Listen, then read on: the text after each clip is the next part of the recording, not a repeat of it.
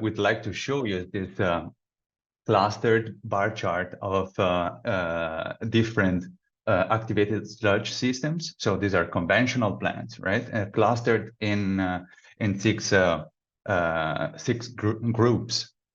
So some of them have higher loading per each bacteria, higher loading of nitrogen per each bacteria, and are emitting more. On the y-axis, you have the emission factor, so the N2O per kilogram of ammonia that is coming in.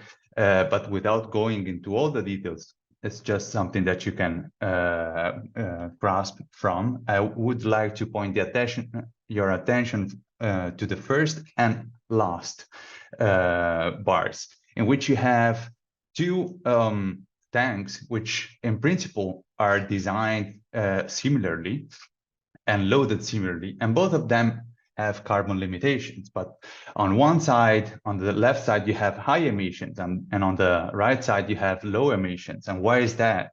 It is partially because of the geometry, a geometrical reason on the design of the reactor, so that they're designed a little bit differently with the width to length ratio that is slightly different. But what is most importantly, they are operated differently. So operating a bioreactor, which is very wide and very large, has the higher chances of having gradients of dissolved oxygen, local low dissolved oxygen conditions favoring the AOB's denitrification, and high dissolved oxygen locations in which you favor the other pathways of the AOBs, right, for N2O production. What you cannot, you don't have in operating more optimally a similar reactor, or with a geometry that consent a better handling of the local dissolved oxygen concentration and gradients.